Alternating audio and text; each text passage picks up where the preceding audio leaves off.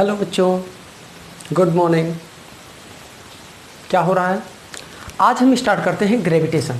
आपके first term का syllabus इसी चैप्टर के बाद फिनिश हो जाएगा। ग्रेविटेशन आप पढ़ेंगे, आपका सिलेबस फिनिश हो जाएगा, ठीक है ना। जो फर्स्ट टर्म है और सेकेंड टर्म का सिलेबस, उसमें भी 3 ही चैप्टर है, इसमें फर्स्ट टर्म में भी 3 ही चैप्टर हैं, ठीक है ना। आइए हम क्वेश्चन कुछ हमारे मन में है, उसी क्वेश्चन का सॉल्यूशन चाहिए। क्या आप बता सकते हैं ये जो अर्थ है ये सन के अराउंड कैसे रिवॉल्व करता है? क्या आप बता सकते हैं? दूसरा क्वेश्चन, ये जो अर्थ सैटेलाइट्स हैं ये अर्थ के अराउंड कैसे मोशन करते हैं? बता सकते हैं आप?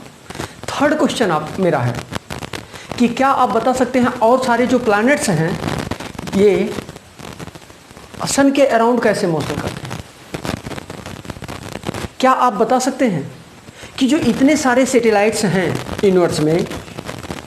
यूनिवर्स में approximately 10 to the power 22 number of satellites हैं। कितने? 10 to the power 22 number of satellites हैं। ये आपस में कोलिजन क्यों नहीं करते? इनके बीच में रैंडम कोलिजन क्यों नहीं होता? क्या आप इसका आंसर दे सकते हैं? अगर आप नहीं दे सकते तो हम एक नया चैप्टर स्टार्ट करने जा रहे हैं जहां हम ये सारी चीज़ें स्टडी करेंगे कि क्यों ऐसा होता है।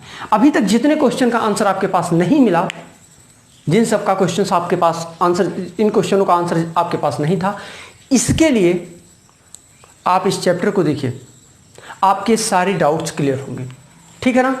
और इसीलिए इस चैप्टर का नाम है ग्रेविटेशन।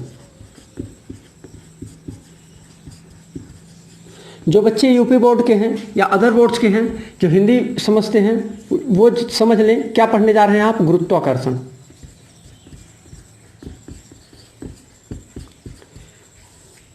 अच्छा, गुरुत्वाकर्षण से कुछ क्लियर हो रहा है। ग्रेविटेशन तो हमको समझ में नहीं आया, लेकिन गुरुत्वाकर्षण से क्या आपको कुछ समझ में आया? इसको लिख सकते हैं हम गुरुत्व और धन आकर्षण। गुरुत्व के कारण जो आकर्षण होता है उसी को हम गुरुत्वाकर्षण कहते हैं। बात समझ में आई? गुरुत्व के कारण जो आकर्षण होता है उसको हम गुरुत्वाकर्षण कहते हैं।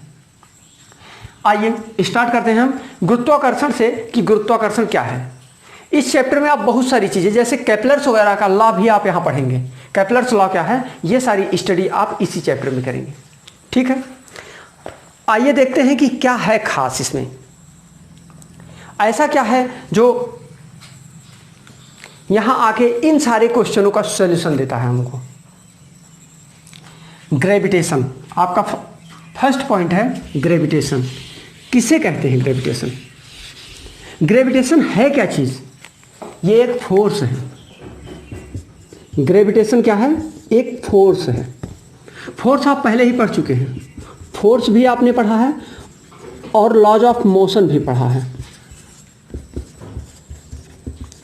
उससे पहले के चैप्टर में आपने मोशन स्टडी कर लिया है, ठीक। तो ये फोर्स है, ग्रेविटेशन क्या है? एक फोर्स है। ये कैसे बॉडीज के लिए फोर्स है, क्या है? आइए देखते हैं। ग्रेविटेशन हम पॉइंट मास के लिए बात करते हैं। एक पॉइंट है ए और दूसरा पॉइंट है बी। इस पॉइंट का कुछ मास है, मैं मान लेता हूं m1 और इसका मास क्या है? m2। मैं ऐसा कुछ मान लेता हूं। किसी किसी बुक में आपको स्मॉल m एक कैपिटल M लेता हुआ नजर आएगा, ठीक है ना। तो आपको परेशान होने की जरूरत नहीं है कि यह क्या है, या m1 m2 क्यों लिया या कैपिटल M स्मॉल m क्यों लिया। मतलब यहां कहा जा रहा है कि वो दो डिफरेंट मासेस हों। m1 m2 या कैपिटल M स्मॉल m क्या शो कर रहा है? ये शो कर रहा है कि एक दो डिफरेंट मासेस हैं ये, और इनके बीच की डिस्टेंस मैंने मान लिया है स्मॉल r है, ठीक। आइए देखते हैं। अब ये जब हम पढ़ते हैं, ये जो फोर्स है ये बॉडी 1 2 और इधर से एक फोर्स अप्लाई होगा 2 1। इसका मतलब क्या है? Force on mass 1 due to 2 m2, force on first body due to second body, और F21 का मतलब है force on two body due to first body. ठीक है ना। इसका मतलब यह है, इन सारी चीज़ों को पढ़ने के लिए हमको एक पढ़ना पड़ेगा यूनिवर्सल, क्या यूनिवर्सल क्या universal, universal law of gravitation. Universal law of gravitation में क्या आप स्टडी करेंगे? आपने कुछ गेस किया? आइए देखिए, इन्हीं बॉडी को देखते हैं। पॉइंट ए और पॉइंट बी है। पॉइंट ए का मास है इस कैपिटल या फिर m1 मान लीजिए, और यहाँ है m2। अभी हम दोनों समीकरण बैलेंस कर देंगे, और इनके बीच की जो डिस्टेंस है वो स्मॉल r है। यूनिवर्सल लॉ ऑफ ग्रेविटेशन के according to this law, force is directly proportional to the product of their masses, मतलब product of their masses m1 m2। इसको मैं मान लेता हूं इक्वेशन फर्स्ट।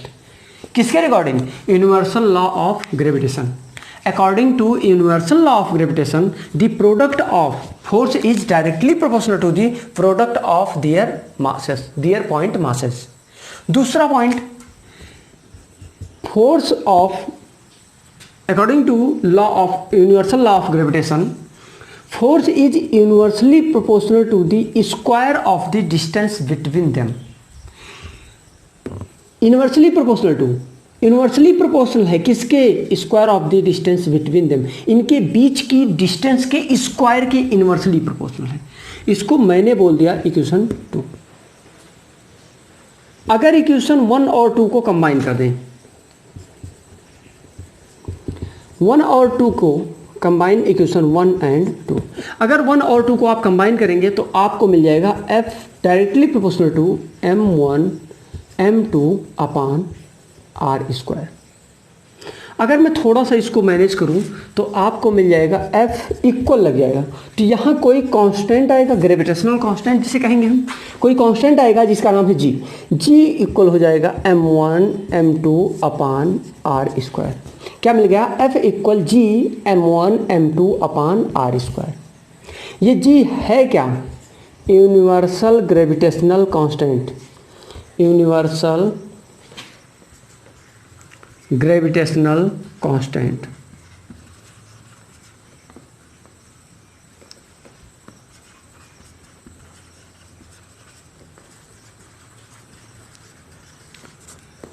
इसको हम साथ में ही प्रोपोर्शनल कांस्टेंट भी कहते हैं।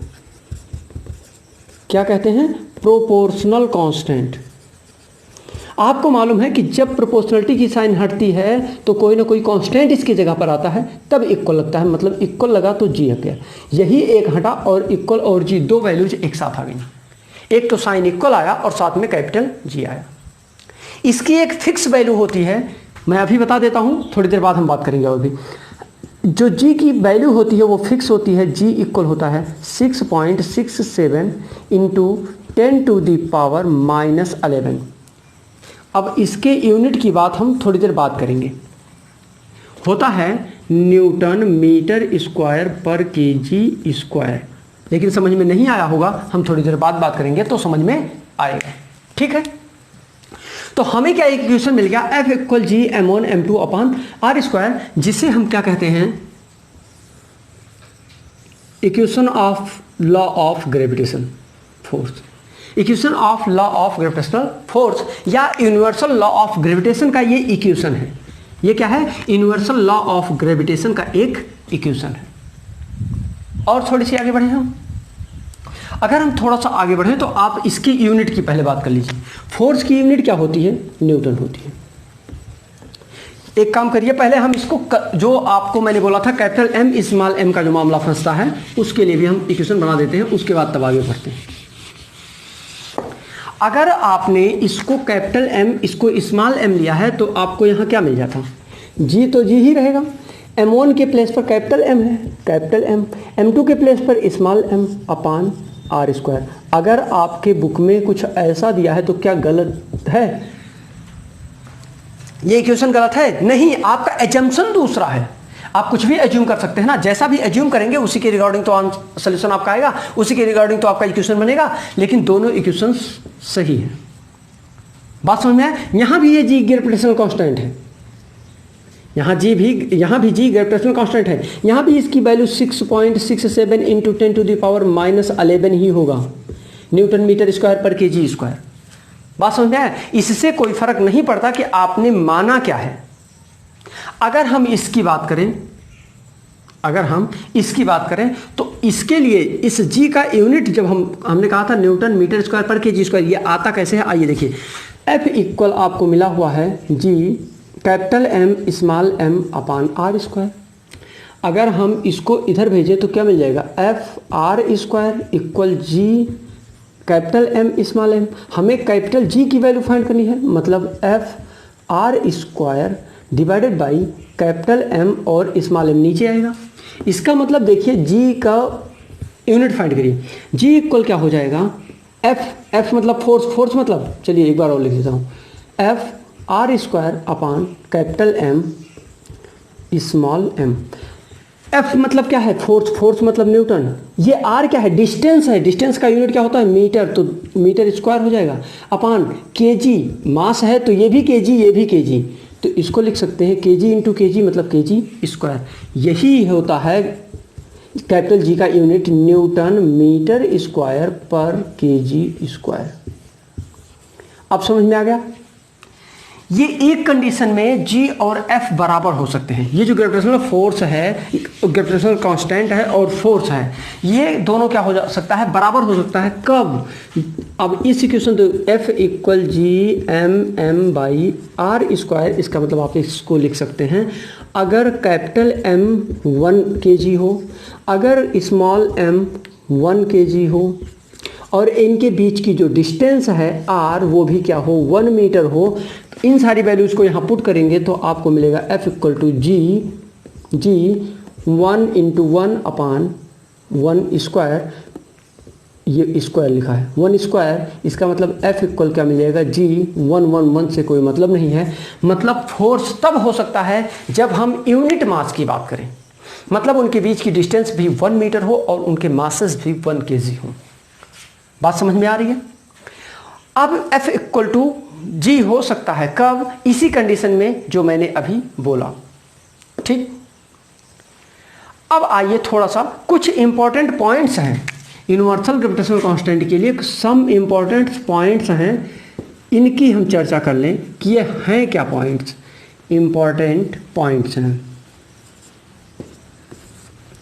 वो पॉइंट्स क्या हैं आइए देख लें। पहला पॉइंट आप ये जान लीजिए कि पहला पॉइंट है इसका कि जो यूनिवर्सल ग्रेविटेशनल फोर्स होता है, जो ग्रेविटेशनल फोर्स ऑफ अट्रैक्शन होता है, वो does not change with the medium. Gravitational force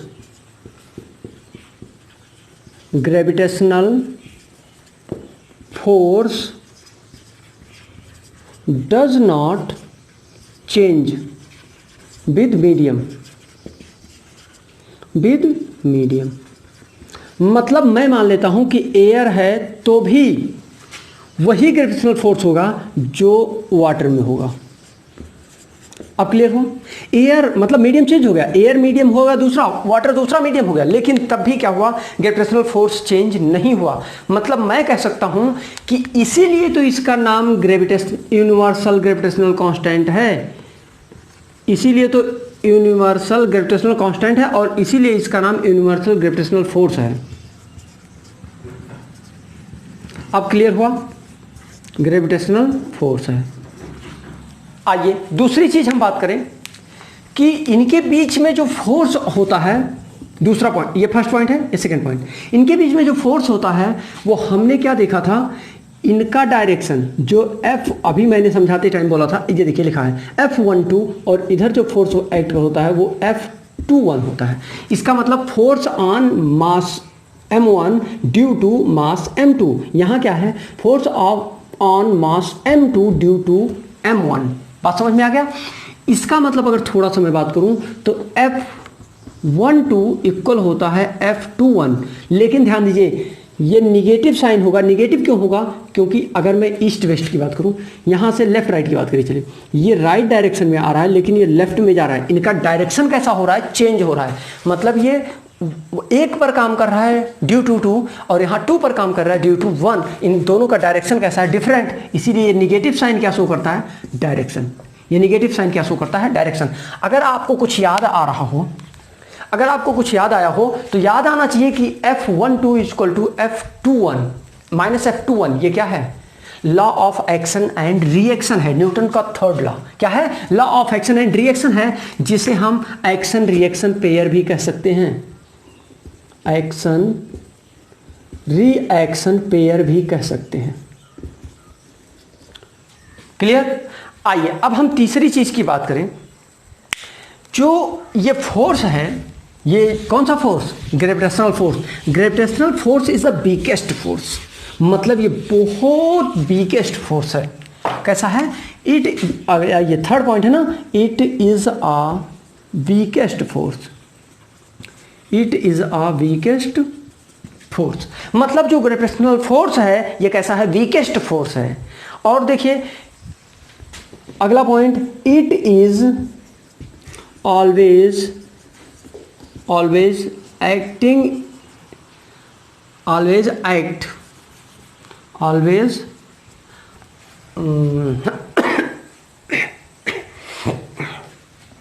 always act in attractive nature, act in attractive nature. ये हमेशा कैसा होते हैं? ये हमेशा अट्रैक्टिव नेचर के होते हैं, कभी भी रेपल्सिव नेचर को नहीं रखते। मतलब ये कभी भी प्रतिकर्षित नहीं करते। इनका काम सिर्फ का सिर्फ क्या है? अट्रैक्शन करना। ठीक है ना? और अगर मैं बोलूं तो एक चीज और, आपने अभी पढ़ा था F equal to 1/r, F directly proportional to 1/r²। इसका मतलब क्या होता है? इसका मतलब ये होता है कि ये हमेशा क्या करते हैं? इनवर्स स्क्वायर लॉ को फॉलो करते हैं। इनवर्स स्क्वायर लॉ को फॉलो करते हैं। इनवर्स स्क्वायर लॉ को फॉलो करते हैं। ये 4 था तो ये थर्ड कैसे हुआ? ये 5 होगा। ठीक। अगर हम और बात करें तो ये भी बता दें कि जो यूनिवर्सल फोर्स है इसकी वैल्यू हमेशा के लिए फिक्स होती है। जी की यूनिवर्सल कांस्टेंट जो है इसकी वैल्यू हमेशा फिक्स होती है। क्या? 6.67 into 10⁻⁻11 Newton metre square per KG square. अगर आपको ये यूनिट में प्रॉब्लम है तो यहाँ आके देखिए, यूनिट ऐसे डिराइव करते हैं। किसी भी यूनिट, किसी भी कांस्टेंट की जो यूनिट फाइंड की जाती है वो ऐसे ही फाइंड की जाती है। इस इक्वेशन को बैलेंस किया जाता है और सारे वैल्यूज, जो सारे भी वैल्यूज होते हैं उनकी वैल्यू रख दी जाती है। ठीक है ना? और देख लिए, ये सब क्या थे आपके कुछ इंपॉर्टेंट पॉइंट्स। जैसे आपने पहला पॉइंट देखा कि ये कैसे होते हैं? अट्रैक्टिव नेचर के होते हैं। आपने पहला देखा कि मतलब इनमें जो मीडियम होता है, मीडियम के साथ ये चेंज नहीं होते। दूसरा आपने देखा कि जो इनकी वैल्यू होती है ये हमेशा एक्शन रिएक्शन पेयर में होते हैं, मतलब कि F12 equal to minus F21। तीसरा आपने देखा कि ये एक वीकेस्ट फोर्स है। फोर्थ आपने देखा कि ये हमेशा अट्रैक्टिव नेचर में होते हैं। फिफ्थ आपने देखा कि ये यूनिवर्सल लॉ का हमेशा पालन करते हैं, फॉलो करते हैं, इनवर्स स्क्वायर लॉ का। और आपने और देखा कि इनका किसी भी प्लेस पर हो यूनिवर्स में इसकी वैल्यू क्या होती है? फिक्स होती है। वो वैल्यू क्या है? 6.67 into 10⁻⁻11 Newton metre square per KG square. ठीक। अब हम इसी के साथ एक क्वेश्चन लगाना चाहेंगे।